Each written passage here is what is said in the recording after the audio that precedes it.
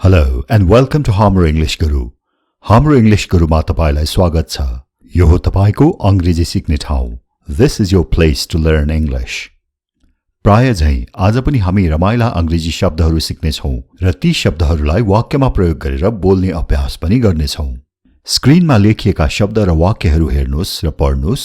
मैले बोलेका कुरा सुन्नुस् र दोहोर्याउनुस् र तपाईले पनि आफ्नै वाक्यहरू बनाउनुस् र बोल्ने अभ्यास गर्नुस्। सुरु गरौं त आजको पाठ। Shall we start today's lesson? मोसो दल्नु। हामी कहिलेकाहीँ समाचारमा मोसो दलेको कुरा पढ्ने, सुन्ने र देख्ने अवसर पाउने गर्छौं। मोसो दल्नुलाई अंग्रेजीमा भनिन्छ smear suit। smear भनेको दल्नु र suit भनेको मोसो अथवा ध्वासो। Who smeared suit on him? उहाँलाई कसले मोसो दल्यो? Who smeared suit on him? कसले मोसो दल्यो भन्नुको सट्टामा त्यो मोसो दल्नेहरू चाहिँ को थिए भनेर सोध्नु पर्यो भने Who were the ones who smeared suit on him? ती को थिए जसले उहाँलाई मोसो दले? Who were the ones who smeared suit on him? तिम्रो अनुहारमा मोसो छ भनेर भन्नु पर्यो भने There is soot on your face. र अब यी दुई शब्दलाई हेर्नुस् त। पहिलो हो suit, S-O-O-T, suit। यसको अर्थ हो मोसो अथवा ध्वासो। र यो दोस्रो शब्द हो S-H-O-O-T, shoot, र यसको अर्थ हो बाण वा बन्दुक चलाउनु। यी दुई शब्द हिज्जेमा, उच्चारणमा र अर्थमा भिन्न छन्। पहिलो शब्दमा पातलो स को उच्चारण हुन्छ र दोस्रो शब्दमा मोटो श को। सुन्नुहोस् है त यहाँ। suit, shoot, suit, shoot, suit, shoot. He died prematurely. उहाँ अकालमै मर्नुभयो अथवा उहाँको अकालमा मृत्यु भयो। Prematurely भनेको अकालमा वा समय नपुग्दै। He died prematurely. Premature को अर्थ हो समय नपुगेको, असामयिक अथवा समय पूर्व। Premature death भनेको असामयिक निधन र premature birth भनेको चाहिँ समय पूर्व जन्म। The child was born prematurely. त्यो बच्चा गर्भ अवधि पूरा नभई जन्मियो। The child was born prematurely. Premature जस्तो जस्तै सुनिने शब्द हो immature, I-M-M-A-T-U-R-E, immature, र यसको अर्थ हो अपरिपक्व। I'm fed up with your immature behavior. तिम्रो अपरिपक्व व्यवहारदेखि म आजित भइसकेँ। I'm fed up with your immature behavior. Fed up with भनेको केही कुरोदेखि आजित हुनु वा वाक्क हुनु। I'm fed up with your incessant prattling. Incessant र prattling को अर्थ हामीले हिजोको भिडियोमा सिकेका थियौं। याद छ तपाईलाई? बिर्सिनुभयो? ल त्यसरी त भएन नि। तपाई हाम्रो इंग्लिश गुरुको नयाँ श्रोता, अघिल्ला भिडियोहरू हेर्ने मौका पाउनु भएको छैन? त्यसो भए त ठीक छ ल, म अर्थ बताइदिन्छु। incessant भनेको निरन्तर अथवा अविरल र prattle भनेको बगबग गर्नु। prattling भनेको चाहिँ बगबग गराई। I'm fed up with your incessant prattling. म तिम्रो निरन्तरको बगबगदेखि वाक्क दिक्क भइसकेँ। तपाई हेरिरहनु भएको छ हाम्रो इंग्लिश गुरु YouTube च्यानल। यो च्यानललाई सब्स्क्राइब गर्नुभएको छैन भने आजै गर्नुस् ताकि यस्ता महत्त्वपूर्ण भिडियोहरू नछुटुन्। You're watching Hamro English Guru YouTube channel. If you haven't subscribed to this channel yet, please do it today so that you don't miss important videos like this. My little daughter prattles a lot. भन्नुभयो भने मेरी सानी छोरी खूब बगबग गर्छे अथवा मेरी सानी छोरी निकै ट्याउट्याउ गर्छे भन्ने अर्थ हुन्छ। अब फेरि जाउँ त्यो पहिलेकै शब्दमा immature. That was an immature decision. त्यो एउटा अपरिपक्व निर्णय थियो। Immature भनेको अपरिपक्व र decision भनेको निर्णय। That was an immature decision. Immature भनेको अपरिपक्व हो भने mature भनेको चाहिँ परिपक्व। यो वाक्य हेर्नुस् त यहाँ। He's not mature enough for this job. यो कामको लागि ऊ त्यति परिपक्व छैन। He's not mature enough for this job. People mature with age. मानिसहरू उमेरसँगै परिपक्व हुन्छन्. People mature with age. तिम्रो कुरा सुनेर म अकमक्क भएँ. I was puzzled by what you said. तिम्रो कुरा सुनेर म अकमक्क भएँ. Puzzled को सट्टामा perplexed पनि प्रयोग गर्न मिल्छ. यसरी I was perplexed by what you said. तिम्रो कुरा सुनेर म अकमक्क भएँ. Puzzled र perplexed ले अकमक्क जनाउँछन्. र यदि धेरै नै अकमक्क अथवा अक्क न बक्क पर्नुभयो भने त्यस्तो अवस्था जनाउनलाई dumbfounded शब्द प्रयोग गर्नुहोस्. You look dumbfounded. What's the matter? तिमी त अक्क न बक्क देखिन्छौ. You look dumbfounded. What's the matter? यो शब्दमा यो बी अक्षरको उच्चारण छैन. Dumbfounded नभएर dumbfounded. र यो dumb शब्दको अर्को पनि अर्थ छ.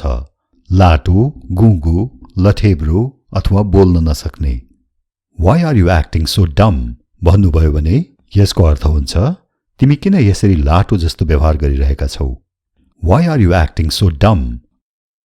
I was flabbergasted to hear the news. यो समाचार सुनेर म अक्क न बक्क परेँ. I was flabbergasted to hear the news. What a jealous person you are. तिमी त कस्तो ईर्ष्यालु व्यक्ति छौ. What a jealous person you are. Jealous भनेको ईर्ष्यालु र यसको सट्टामा envious शब्द पनि प्रयोग गर्न मिल्छ. यहाँ हेर्नुहोस् त यी. You are envious of me, aren't you? तिमीले मेरो आरिस गरेका हौ, हैनौ र? You are envious of me, aren't you? People are envious of my success. मानिसहरू मेरो सफलताको आरिस गर्छन् अथवा मानिसहरू मेरो सफलताको ईर्ष्या गर्छन्. People are envious of my success. Find fault भनेको खोट लाउनु अथवा खोट देखाउनु. She is good at finding fault. ऊ खोट लाउनमा खप्पिस छे. She is good at finding fault. You find fault with everything I do. तिमीले त मैले गरेको जुन काममा पनि खोट पत्ता लाउँछौ अथवा खोट देखाउँछौ. You find fault with everything I do. It's neither your fault nor mine. यो न त तिम्रो दोष हो न मेरो नै.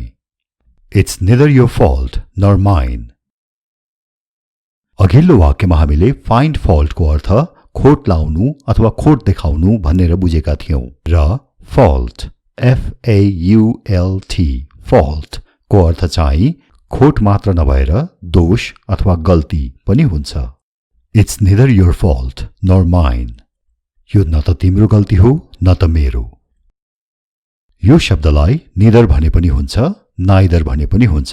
त्यसैगरी यो शब्दलाई either भने पनि हुन्छ, either भने पनि हुन्छ.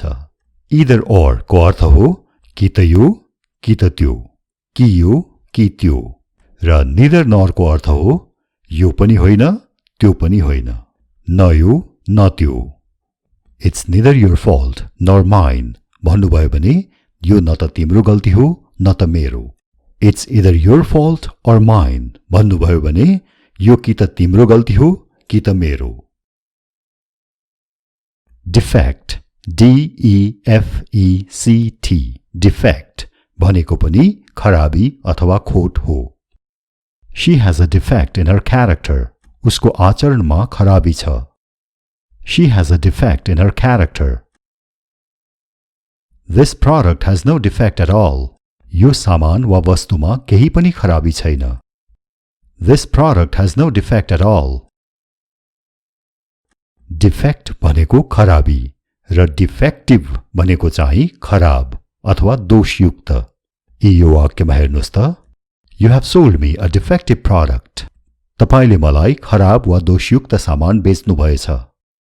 You have sold me a defective product. I want a refund. मलाई मेरो पैसा फिर्ता चाहियो. I want a refund. र यदि पुरै पैसा फिर्ता चाहियो भने यसो भन्नुस्. I want a full refund. मलाई मेरो पुरै पैसा फिर्ता चाहियो. I want a full refund. म तपाईलाई आंशिक पैसा मात्र फिर्ता दिन सक्छु भन्नु पर्यो भने I can only give you a partial refund. Partial भनेको आंशिक. I can only give you a partial refund. Let's settle the dispute right here. यो झगडालाई यही टुङ्ग्याऊ. Let's settle the dispute right here. Dispute भनेको झगडा अथवा मतभेद. Let's settle the dispute right here.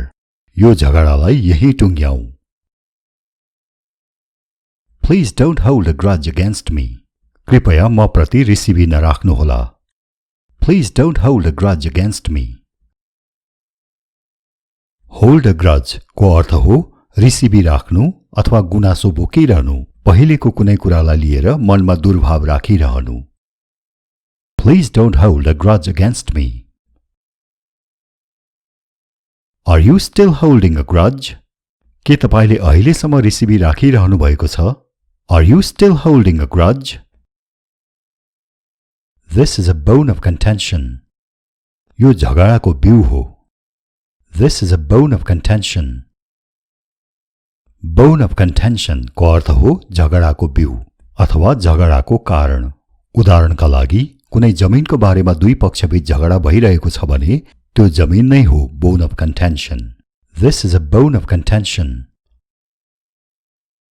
I have a bone to pick with you भन्नुभयो भने मलाई तिमीसँग झगडा गर्नु छ अथवा एउटा कडा गुनासो गर्नु छ. I have a bone to pick with you. She likes to pick bones with everyone. उनलाई जोसँग पनि झगडा गर्न मन पर्छ. She likes to pick bones with everyone. झगडा गर्नु अर्थ जनाउने अंग्रेजीमा साधारण शब्द हो quarrel. Q-U-A-R-R-E-L quarrel. र यो pick bones भनेको पनि झगडा गर्नु नै हो. यो एउटा idiom हो. Idiom भनेको एउटा त्यस्तो वाग्धारा अथवा जनबोली हो जसले शाब्दिक अर्थ नदिएर अर्कै अर्थ दिन्छ. नेपालीमा पनि प्रशस्त इडियमहरू छन् नि, जस्तै कानमा तेल हाल्नु, चन्द्रमा दाहिने हुनु. कानमा तेल हाल्नु भनेको साँच्चीकै कानमा तेल हाल्नु भनेको होइन. यसको अर्थ हो वास्ता नगर्नु. त्यसैगरी पिक बोन्स भनेको हड्डी टिप्नु नभएर झगडा गर्नु भनेको हो. र यो भिडियोलाई मन पर्यो भने लाइक र शेयर चाहिँ अवश्य गर्नुहोला. धन्यवाद. शुभ दिन. Thank you and have a good day.